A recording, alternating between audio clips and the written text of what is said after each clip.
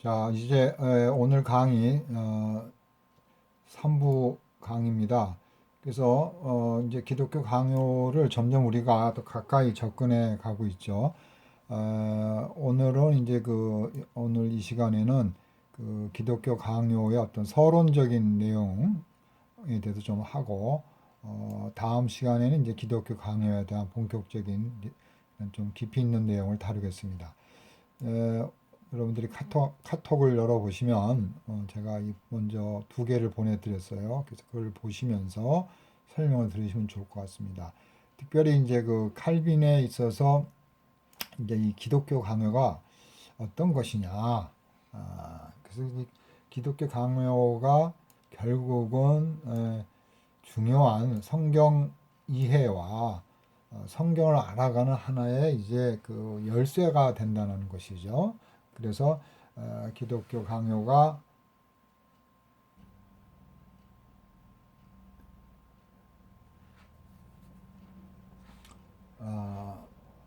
하나님을 아는 열쇠라는 거죠. 하나님 아는 성경의 열쇠라는 거죠. 그래서 성경을 보여주는 손가락, 집게 손가락으로 보여주는 것이 바로 기독교 강요라는 겁니다. 그래서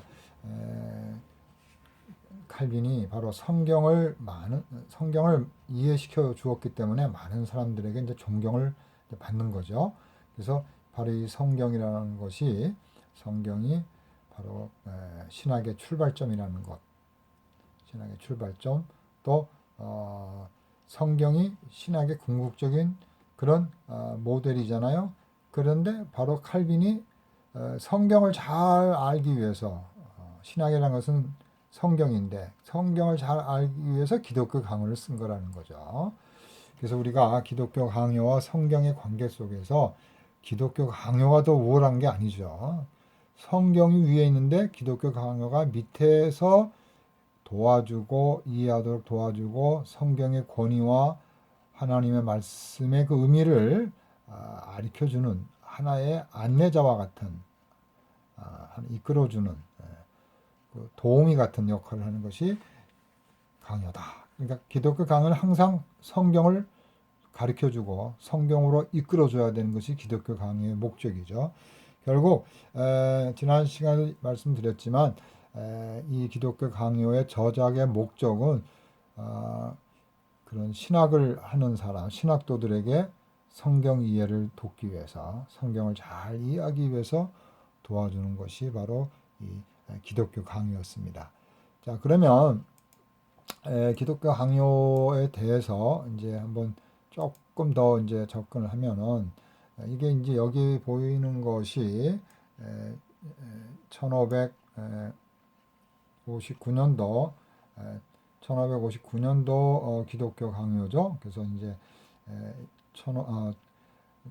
판은 1559년도 판인데 출판된 거는 1597년에 이제 97년에 나온 겁니다. 자, 이 기독교 강요에 대해서 이제 여기 내용이 이렇게 나와 있죠. 여기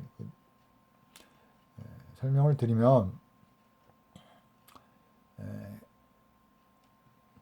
이렇게 이제 이 기독교 강요는 것은 기독교 종교지만 기독교에 대한 그런 예, 인스트럭션, 가르침, 이런 교훈, 뭐 규범 이런 의미를 갖고 있습니다. 이 인스티튜트가.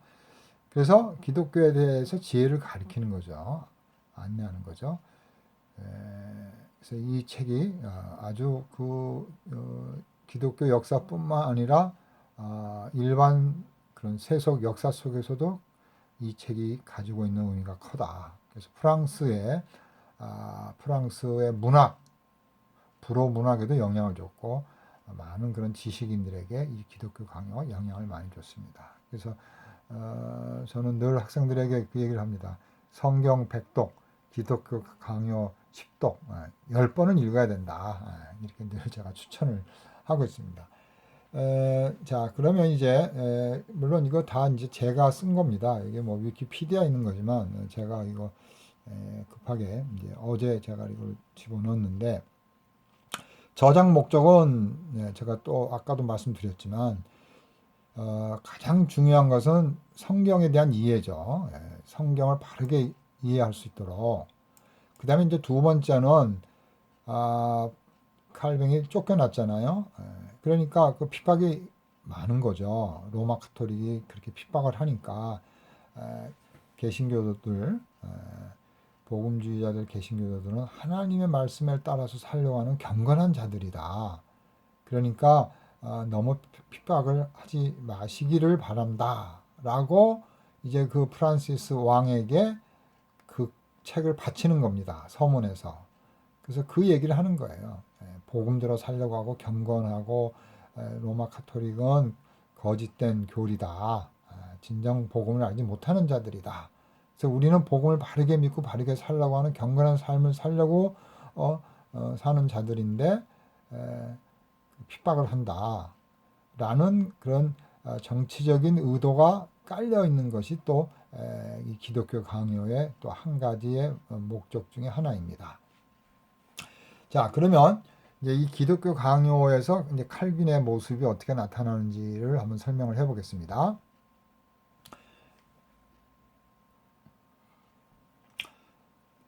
기독교 강요는 이제 그 1536년에 이제 나왔죠. 그래서 이 기독교 강요 칼빈이 이제 이렇게 기념이 되는 것이 그가 탄생한 지 500주년이 됐습니다. 그래서 2009년이 1509년, 그래서 500 더하면 2009년이 칼빈 탄생 500주년이거든요. 그래서 큰 행사를 했습니다. 세계적으로. 우리나라뿐만 아니라 전 세계에서. 그래서 이런 대회를 했는데, 그래서 이제 요한 칼빈 탄생 500주년 기념사업회를 만들어서 몇 년 동안 준비하고 2009년에 이제 큰 대회를 이렇게 열었어요. 그래서 이제 여기 보시면 이제 그 서울 교회에서 이렇게 큰 대회를 한 거 이렇게 있죠. 그래서 대표적인 우리나라 신학자들이 있습니다. 여기 뭐 이제 다 돌아가신 분도 있죠. 벌써 장신대 이종성, 아시아 연합순대 한철아, 서울교회 계시는 이종윤, 또 김희한 박사님, 총신대, 그다음에 합신대 총장 신봉 교수님, 요분들은 이제 다 이제 돌아가셨죠. 요분 한 분 빼고 한 분, 두 분, 세 분, 네 분 돌아가시고 여기 이제 제가 이렇게 있습니다. 그래서 여기에 이 행사를 할 때 봉사를 좀 제가 했었습니다. 그래서 2009년에 아주 대대적인 행사를 하고 이제 70명이 발표도 하고 책을 이제 4권으로 또 이렇게 만들었죠.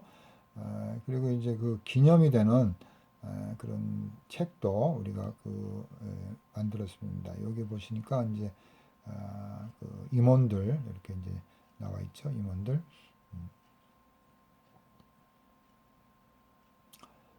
그래서 이 큰 행사를 통해서 이제 칼빈의 그런 신학 사상을 우리가 이제 또 배우고 또 전파하고 또 의미를 찾아보는 이런 시간이 있었습니다. 이게 이제 요한 칼빈 탄생 500주년 기념사업회라는 것입니다.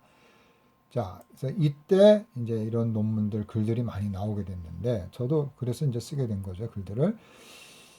칼빈은 기독교 강요가 그래서 이제 그 칼빈의 작품으로서 그런 역사적인 의미가 있다.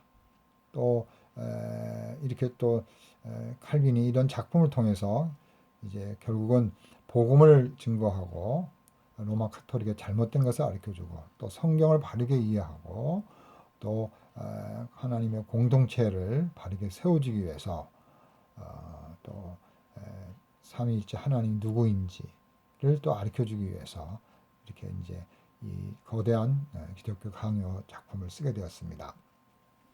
자, 칼빈은 어떤 사람이냐? 칼빈은 이제 이 기독교 강요를 그렇게 애착을 가지고 수년 동안 이제 증보하고 또 발전시키고 또 많은 것들을 첨가했죠. 1536년도에 쓴 거는 얇죠. 조그만 책 한 권인데 1559년이 되면 거의 뭐 엄청난 양의 이렇게 증보가 됩니다. 자, 그래서 칼빈은 먼저 우리가 볼 때 무엇보다도 칼빈은 성경의 사람이었다. 그러니까 성경의 사람이니까 기독교 강요를 써도 성경을 늘 가리키는, 성경을 목적으로 하는 사람이죠. 그래서 늘 하나님 앞에 철저하게 코람데오, 하나님의 앞에, 또 하나님의 말씀 앞에 늘 자기를 쳐서 복종시키는, 또 하나님의 말씀을 해석하고 그 말씀 해석된 것대로 살려고 노력한 사람이죠. 그래서 칼빈이 자기가 죽을 때 하나님의 말씀대로 해석하고 말씀대로 살려고 몸부림치고 노력했다. 최선을 다해서 자기는 하나님의 말씀을 바르게 해석하면서 살아왔다라고 이제 거의 마지막 유언 비슷하게 하면서 죽게 되는 거죠. 자, 그런 노력, 그런 그의 땀과 그런 사상이 기독교 강요에 있는 거죠. 그래서 칼빈하면 기독교 강요죠. 기독교 강요는 이제 결국 성경을 가지고 풀어서 기독교 강요를 만든 겁니다. 그래서 그 기독교 강요는 결국 성경적 근거를 가지고 만든 작품이다. 성경적 작품이다. 이렇게 볼 수가 있습니다. 그러니까 그렇게 성경적인 걸 가지고 글을 썼으니까 결국 성경적이 되고 성경을 올바르게 접근할 수가 있죠. 성경을 가지고 말하지 않고 자기의 어떤 오감이나 감정이나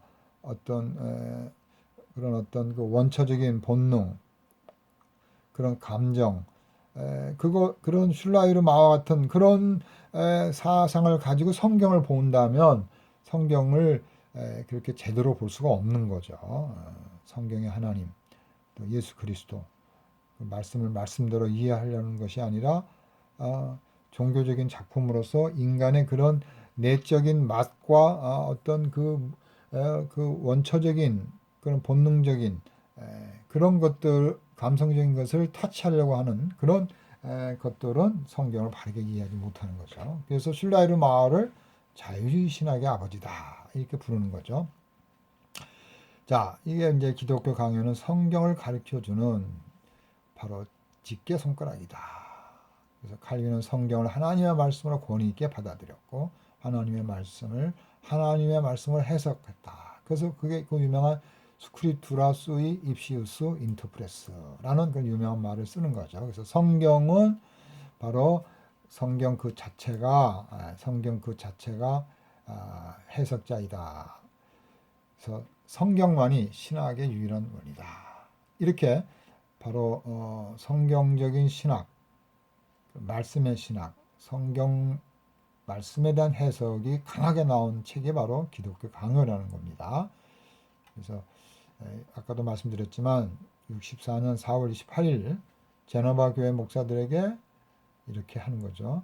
하나님의 영광을 위해 성경을 순수하게 진실되게 해석하다. 자기가 그렇게 했으니까 그렇게 자신 있게 얘기하는 거죠. 성경을 순수하고 진실되게 해석하라. 그래서 이 성경을 왜곡하는 거, 이 로마 카톨릭이 성경을 왜곡해가지고 자기들의 교리를 만들어내기 때문에 그건 순수하지 않다는 거죠. 자, 칼빈은 이 기독교 강요를 통해서 교회 공동체의 중요성을 알려주고 있습니다. 교회 공동체의 중요성. 그러니까 교회 유익을 위하는 거죠. 그래서 교회 유익인데 부정한 방법으로 교회 유익을 구하면 안 되겠죠. 정당한 방법으로 교회 유익을 구해야 돼요. 로마 카톨릭은 자기네 교회 유익을 위해서 뭔가를 왜곡시키고 조작한다 이거예요. 또 성직자가 대장이 돼야 된다. 성직자 중심, 교황 중심이 돼야 된다. 그런 구조를 가지고 그런 시스템에 의해서 그런 메커니즘에 의해서 교회를 움직이니까 수정하기도 힘들고 또 성경 자체가 말하는 것을 왜곡할 수 있는 가능성이 많다는 거예요. 로마 카톨릭이. 칼빈이 그게 안 된다는 거예요. 그러니까 교회가 부패하고 교회 개혁을 하게 된 거죠. 그래서 칼빈은 순수한 가르침, 경건이 이게 신앙이잖아요. 기독교의 본질이 경건인데 그 기독교의 본질, 복음을 순수한 가르침으로 가르치고 그거를 전승하고 깨우치고 보존하는 거죠. 그래서 우리는 하나님 나라와 교회에 도움을 줄 수 있는 그런 신학 공부가 되어야 되는 거죠. 그래서 칼빈은 자기의 신학적인 전제와 방법을 고집하면 안 된다는 거예요. 성경적 판단과 교회 공동체의 최고선을 생각하는 거예요. 교회 공동체의 최고의 선. 어떤 목회자 개인의 유익을 위해서 또 교회 어떤 당회의 유익을 위해서 그게 아니라 유기적인 살아있는 우주적인 주님의 교회의 최고의 선이 무엇인가? 그게 바로 교회 공동체를 위한 그런 신학. 그걸 바로 실행한 사람이 칼빈인데 바로 기독교 강요에 이런 내용들이 많이 나와 있다라는 것입니다. 그래서 칼빈은 이제 기독교 강요와 또 로마서 주석을 쓰게 되죠. 1540년에 바로 이런 주석 또 자기가 쓴 작품 기독교 강요 이거 다 하나님의 교회를 돕는 유익이 되는 그런 헌신이죠. 그래서 바로 또 이런 것들이 자기의 어떤 기도라는 거죠. 교회 공동체 유익이 되게 하는 것이 기도다. 유일한 기도다. 이걸 위해서 기도해야 된다는 거죠. 그래서 이제 칼빈은 이제 그 기독교 강요 속에서 또 강조한 것이 바로 복음, 예수 그리스도, 구원의 복음, 은혜의 복음을 강조했다는 거죠. 그러니까 그 36년도 기독교 강요 책에 있는데 그 책의 제목은 기독교 강요지만 부제 그 밑에 땡땡 치고 설명한 게 있어요. 그 설명이 뭐냐면 구원의 교리에 대한 중요성을 보여주는 거예요. 이런 내용이 있어요. 부제에. 그래서 칼빈은 기독교 강요에서 구원의 교리를 배우는 자들을 돕기 위하여 이 책을 쓰게 되었다고 하는 거죠. 결국 복음을 강조하는 거죠. 구원을 강조하는 거죠. 이게 바로 기독교 진리죠. 그래서 칼빈은 인간의 사상이나 헛된 철학 이거는 안 된다는 거죠. 그래서 순수한 복음, 순수한 은혜, 순수한 하나님의 말씀을 증거하는 것. 이게 기독교의 본질이고 이게 참다운 경건을 이루는 것이라고 본 거죠. 또 칼빈은 또 이런 인문주의자들, 에라스무스와 같은 인문주의자들 그런 인문주의 사상, 또 기독교 철학적인 거.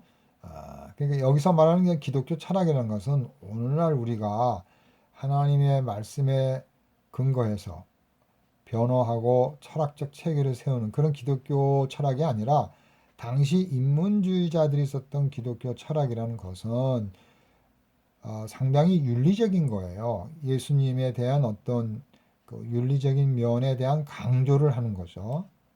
빠진 게 뭡니까? 구원과 복음과 죄와 회개, 예수 그리스도가 빠진 거죠. 예수 그리스도 자체를 가르쳐야 되는데 예수님이 사랑하라, 도와줬다라는 사랑과 도와준 거 이거에 대한 강조죠. 이걸 이제 소위 말해서 기독교 철학이었습니다. 그 당시에 그러니까 우리는 예수님 하면 복음이고 예수님 자체가 바로 사랑이기 때문에 예수님을 믿는 것이 하나님의 복음을 믿는 거잖아요. 그러니까 우리는 윤리와 더불어서 예수님의 복음, 영적인 진리를 가리키는 거지. 우리가 세상적인 그런 윤리, 도덕 이거에 끝나서는 안 된다는 거예요.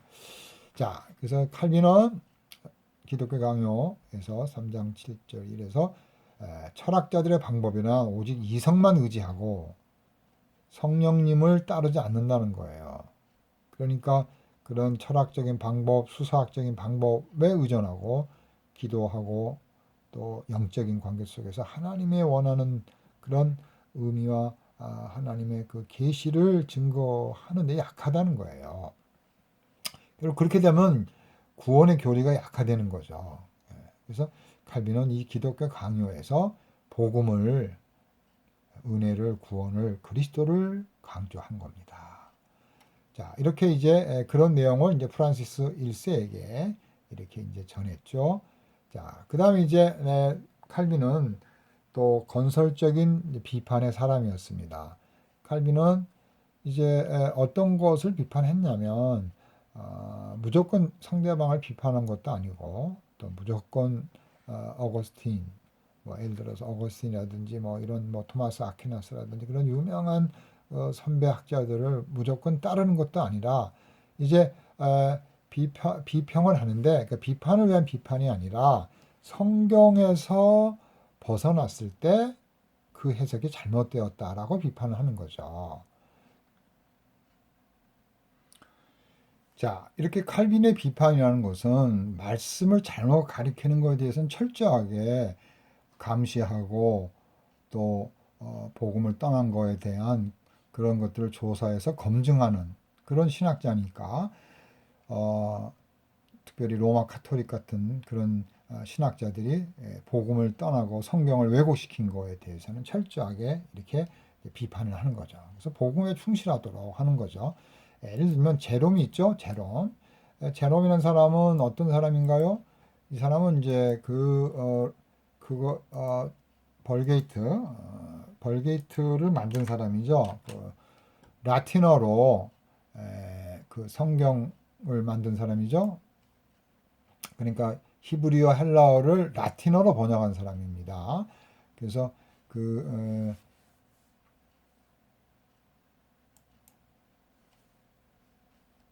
로마 카톨릭에서는 이 제롬을 굉장히 이제 중요한 학자로 보죠. 그래서 이 제롬이 번역한 이 불가타, 벌게이트, 그 유명한 이 벌게이트 성경을 굉장히 중요하게 여기죠. 그러니까 히브리 헬라어 원 성경보다도 이 제롬의 성경을 더 중요시하게 여기는 거예요.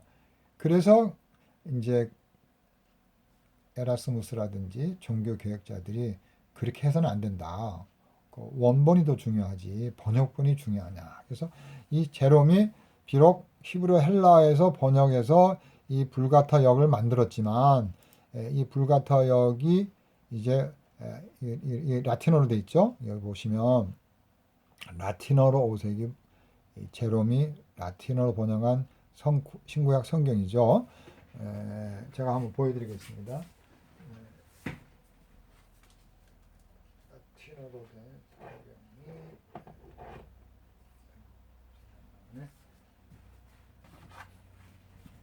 성경이 요게 지금 이제 그릭하고 라틴어로 돼 있는데 여기 보시면 요 라틴어의 최초로 이 뭐 누가복음 이건 이제 신약만 있는데 이 라틴어로 이제 번역을 한 거죠. 이 헬라어를 라틴어로 만든 거죠. 자,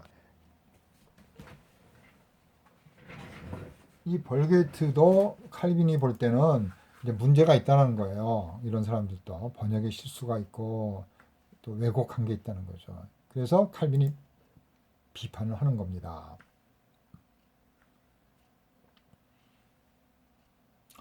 자, 그 다음에 그래서 결국 칼빈은 이 기독교 강요에서 그런 카톨릭 교회의 비성경적인 교리들, 이런 것들을 이제 비판을 했다라는 겁니다. 그래서 성경을 바르게 해석하는, 성경대로, 성경의 원리대로 그 신학 방법을 보여주는 것이 기독교 강요에 잘 나타나 있는 겁니다. 자, 이제 결론적으로, 이 기독교 강요를 썼던 칼빈, 그래서 칼빈과 기독교 강요의 관계 속에서 우리가 알 수 있는 것은 뭐냐면 결론은 성경을 위해서 성경을 잘 가르쳐주기 위해서 성경을 목표로 하기 위해서 이제 기독교 강요를 썼는데 그 기독교 강요를 쓰면서 본인도 성경을 성경으로 설명해 주는 거예요. 하나님도 성경을 성경으로 인간도 성경을 성경으로 인간이 누구라는 것을 성경을 가지고 말해주는 거죠. 교회도 마찬가지고 또 그런 모든 그런 신학적인 주제들을 구원도 마찬가지죠. 뭐 공로사상 이런 거 다 잘못됐잖아요. 그러니까 이런 중세 시대 때 연옥, 중세 사상 또 면제부 이런 것들을 성경을 가지고 성경으로 풀어서 그걸 고쳐주는 그래서 성경의 신학자였다. 그게 바로 기독교 강요에서 잘 나타난 그런 모습을 보여줬고 그런 그의 사상과 정신이 이제 종교 개혁을 이제 완수할 수 있는 그런 종교 개혁자로서 그런 모습을 보여준다는 겁니다. 자, 그러면 오늘 이제 마지막으로 요것만 좀 하고 이제 마치려고 합니다.